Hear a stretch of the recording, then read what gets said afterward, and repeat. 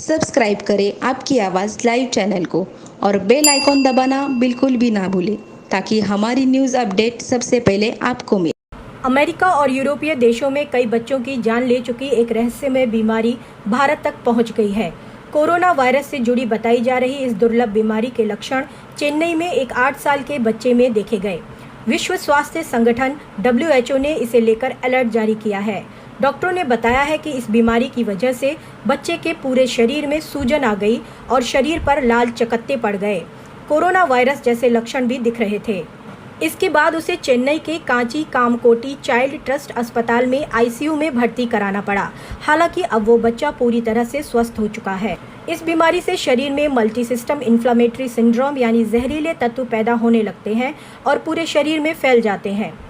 इसका असर शरीर के कई खास अंगों पर पड़ता है, जिससे एक साथ कई अंग काम करना बंद कर सकते हैं और बच्चे की जान भी जा सकती है। कुछ दिनों पहले कोलकाता में 4 महीने के एक बच्चे में भी इसी तरह के लक्षण देखे गए थे। वो बच्चा कोरोना वायरस से संक्रमित पाया गया था। इसके बाद से भारत में भी डॉक्टर इस बीमारी पर नजर रख रहे हैं। नामी मैगजीन द लैंसेट के मुताबिक इटली के शोधकर्ताओं का कहना है कि इस बीमारी का सीधा संबंध कोरोना वायरस से है। उनके मुताबिक ये दुर्लभ किस्म की बीमारी है और इसे paediatric inflammatory multi system syndrome का नाम दिया गया है।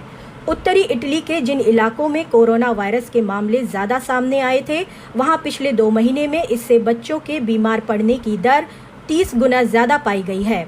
अमेरिका के रोग नियंत्रण एवं रोकथाम केंद्र CDC ने भी इस सिंड्रोम से पीड़ित 145 मामलों का कोरोना से संबंध होने की पुष्टि की है। विश्व स्वास्थ्य संगठन ने इसे लेकर खास सतर्कता बरतने की हिदायत दी है। डॉक्टर मारिया वैन कोरकोव ने कहा है कि बच्चों में इन्फ्लेमेटरी सिंड्रोम जैसे हाथों या पैरों पर लाल चकत्ते निकलना, सूजन आना या पेट में दर्द होना कोरोना के लक्षण हो सकते हैं। ऐसे लक्षण दिखें तो माता पिता को तुरंत डॉक्टर से संपर्क करना चाहिए। संगठन के कार्यकारी निदेशक माइकल जे रेयान का कहना है कि ये भी हो सकता है कि बच्चों में दिखने वाला मल्टी सिस्टम इन्फ्लेमेटरी सिंड्रोम असल में कोरोना वायरस के लक्षण ना हो, बल्कि कोरोना वायरस के खिलाफ शरीर के रोग प्रतिरोधक तंत्र की सक्रियता का परिणाम हो।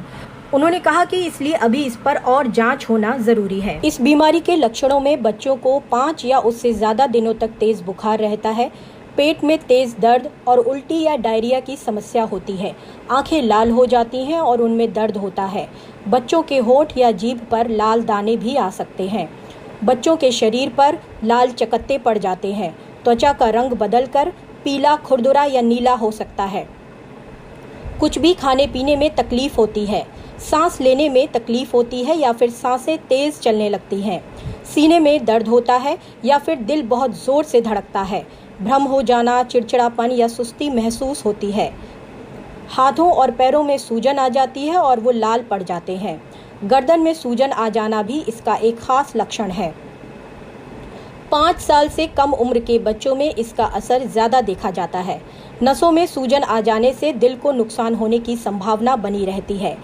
जितनी जल्दी इसकी पहचान हो जाती है, ठीक होने की संभावना भी उतनी ही ज्यादा रहती है।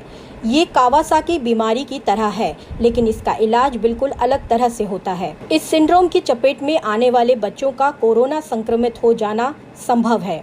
कुछ खास बीमारियों की तरह ही ये बीमारी भी डराने का काम ज्यादा करती है, लेकिन इससे डरने की जरूरत नहीं है क्योंकि ये बीमारी लाइलाज नहीं है।